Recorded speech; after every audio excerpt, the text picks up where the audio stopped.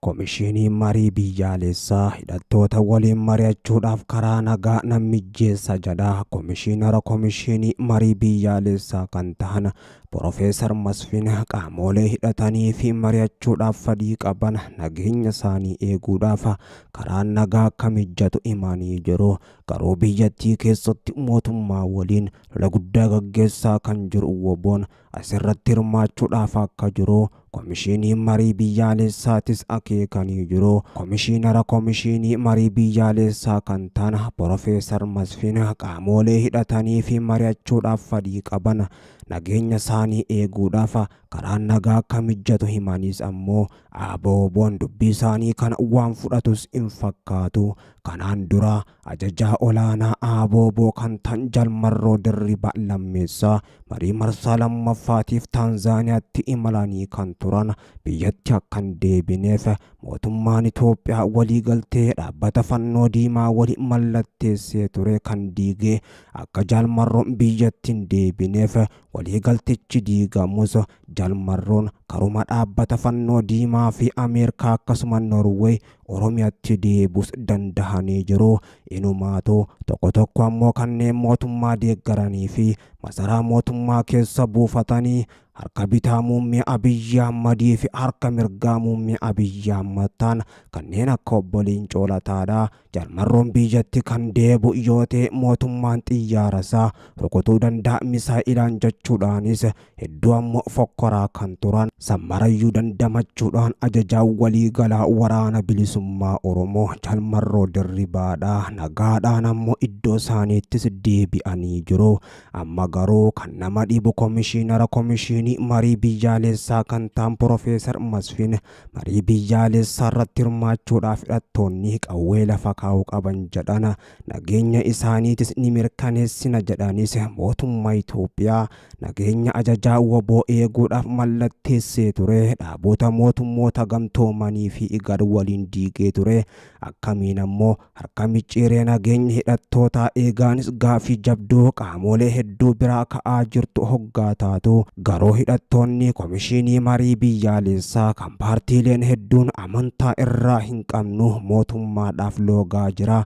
Inumaatu mootummaadhaan hogganama jechuudhaan paartiileen gurguddoon akka KFO fi ABO morman WBO'n ammoo waan fudhatus hin fakkaatu. Marii biyyaalessaa jedhamu kan Profeesar Mararaa Guddinaa, obbo Jawaar Mohammad, obbo Daawud Ibsaa dabalatee hayyoonni Oromoo hedduun qeeqanii jiru. Haa ta'u garuu ammoo komishinii marii biyyaalessaa marii kanaaf garuu meeshaa waraanaa qabatanii barcuma marii irratti dhiyaachuun waan hin danda'amneef hidhannoo isaanii lafa kaa'uu qabu jedhan. Kana malees marii gaggeessuudhaaf qilleensi nagaa jiraachuu qabas jedhanii jiru obbo Masfin. Komishinii marii biyyaalessaa dhimmoota bu'uuraa biyyattii irratti marii hirmaachisaati ammoo gaggeessuun waliigaltee biyyaalessaa uumuu kaayyoo jedhuun erga hundaa'es waggaa 2 darbee jira. Haa ta'u malee haga ammaattis hojiitti galuu hin dandeenye. Turtii waggaa 2 kanaan ammoo komishinichi hojii isaa gulantaa qophii dursaa qophii fi maritti ammoo qooduudhaan hojjechaa jiraachuu isaatis kan hime. Naannoo Tigraay bakkeewwan naannolee Oromiyaa fi Amaaraa lollitti gaggeeffamaa jiruun alatti hojii namoota maricha irratti hirmaatan adda baasuu hojjechuu komishinichi BBC'ttis himanii jiru. Komishinichi akka jaanitti dhimmoota wal dhabdeedhaa fi waliigaluu dadhabuu biyyattii keessatti mudataniif sababbiidha jedhaman irratti mari'achuudhaaf namoonni hirmaatan kutaa hawaasaa gara gadiirraa ta'us akka qaban ibsa. Haa ta'u garuu waliigaluu dhabuu fi rakkoolee hedduu biyyattii keessatti mudataniif maddi namoota siyaasaa fi warra baratan waan ta'aniif mariin isaanirraa eegaluu qaba jedhanii kanneen falmanis jiru. Kanaaf ammoo akka sababbiitti kan ka'u sochii qabsoo hidhannoo naannolee garaagaraa keessatti gaggeeffamu waan ta'eef mariin qaamolee kanneen hin hirmaachifnes hin milkaa'u jedhamaa jira. Komishinii marii biyyaalessaa qaamolee hidhatanii fi mari'achuudhaaf ammoo fedhii qaban nageenya isaanii eeguudhaaf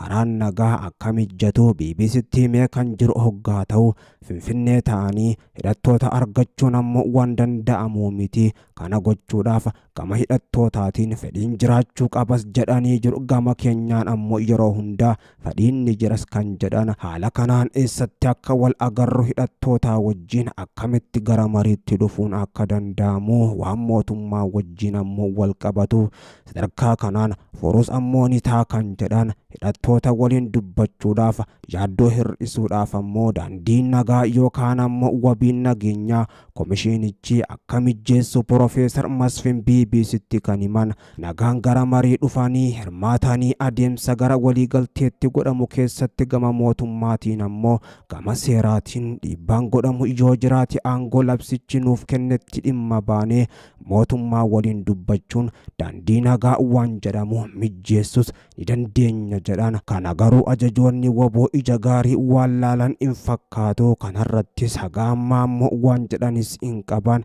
Ittibaa marii biyyaalessaa garuu ammoo kan bullee walumaanuu arginu ta'a.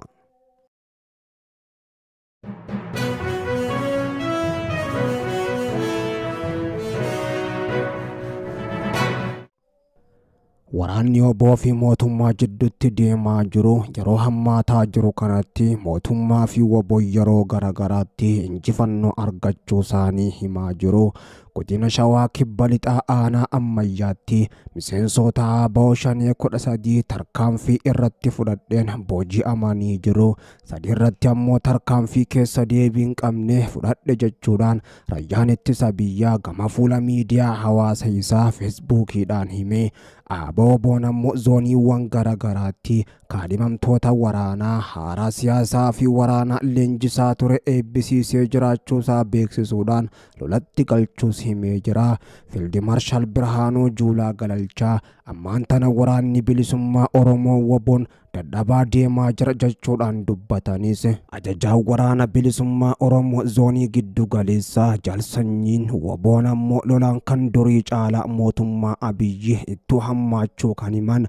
Yeroo mootummaan godina Shawaa Kibba Lixaa aanaalee garagaraa keessatti tarkaanfii laaleessaa fudhanneen WBO cabsaatiin jira jechaa jiru kanatti ammoo ABO'n gama isaatiin leenjii waraana kootiif zoonii kibba bahaa, zoonii kibbaa fi zoonii giddu galeessaa keessatti kaadhimamtoota haaraaf kennaa ture xumuruudhaan loltoonni haaraa waadaa qabsoo seenanii dirqama itti aanuuf bobba'anii lola guddaa gaggeessaa jiranis jedhee jira. Mootummaadhaan dhiphachuun dirree siyaasaatii fi cufamuun qabsoo karaa nagayaa daandii qabsoo hidhannoo biyyattii keessatti heddummeessu xiinxaltoonni siyaasaa kan himan yoo ta'u, wal waraansa qaamota lamaan jidduutti adeemsifamaa jiruun WBO'dhaa fi mootummaa gidduutti uummanni Oromoo gaaga'ama hamaadhaaf saaxilamee jiraachuus ragaaleen bahaa jiran ni mul'isu. Mootummaan Itoophiyaa marii marsaa sadaffaa ammas jiraachuu akka danda'u irra deebi'uudhaan himuun isaatis ni yaadatama.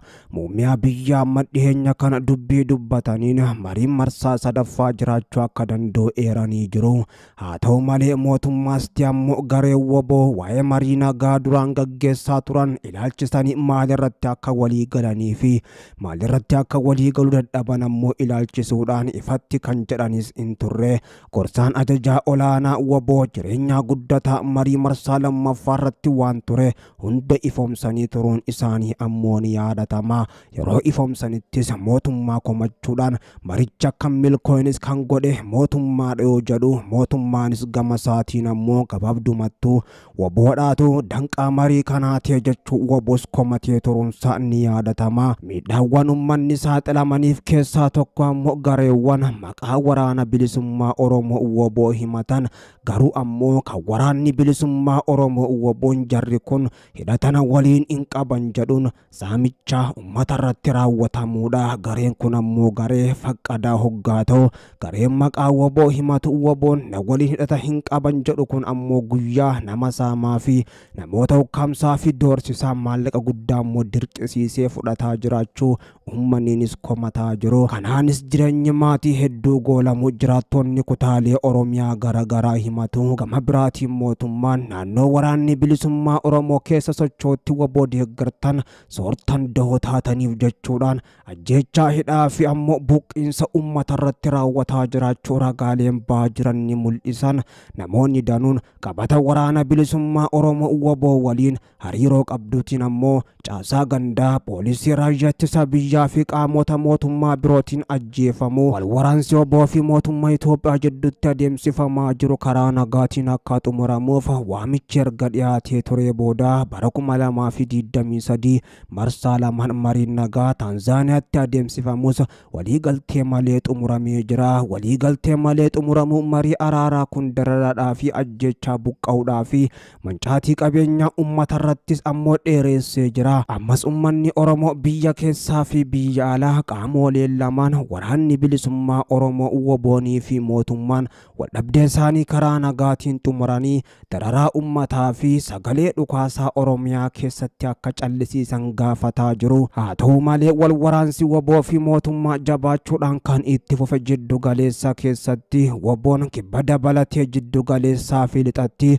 injifannoo argachuu yoo himu akkasuma raayyaan ittisa biyyattiitis ammoo shawaa kibba lixaa aanaa ammayyaa dabalatee bakkoota hedduuttis injifannoo woboo irratti goonfachaatiin jechaa jira. Lolli lafoo fi akkasuma ammoo qilleensarraan jabaatee kan itti fufe Oromiyaa keessatti woboo fi mootummaanis kokkee wal qabuu irratti argamu.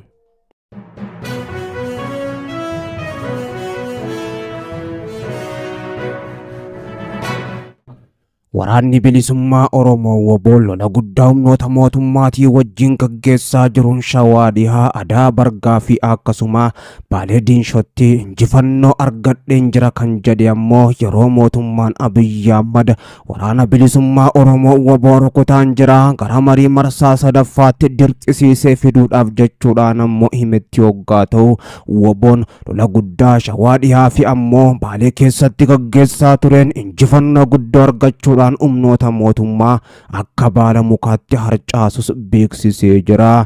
Dubbiin araaraa mootummaan diduu kun ammoo balaa fidus danda'a kan jaan keessa beektoonni mootummaan ammoo gamasaatiin yeroo woboon lola guddaa gaggeessaa jiraachuu himaa jiru kanatti hidhattoonni Finfinnee galuudhaaf yaalan jechuudhaan ministeerri muummee Abiyyi Ahmad Fiild Maarshaal Jeneraal Birhaanuu Juulaatti yoo dubbatan dubbiin kun ammoo Fiild Maarshaal Jeneraal Birhaanuu Juulaa mufachiisuun dhagahamee jira.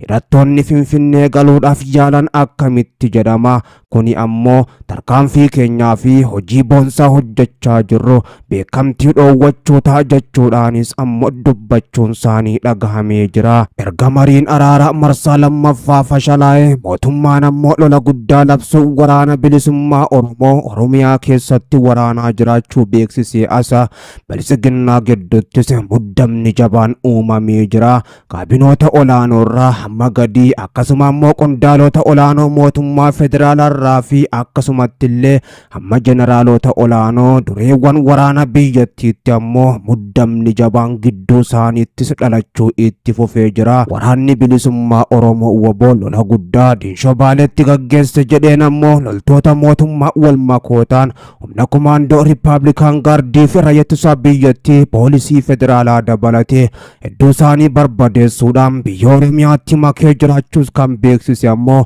Shawaa Dhihaa, Adaa Bargaa dabalatee bakkoota hedduuttis lola guddaa gaggeessaa tureen waraana mootummaa muummee hin qabne barbadeessuudhaan hedduu isaanii madeessee jiraachuu woboon beeksisee jira.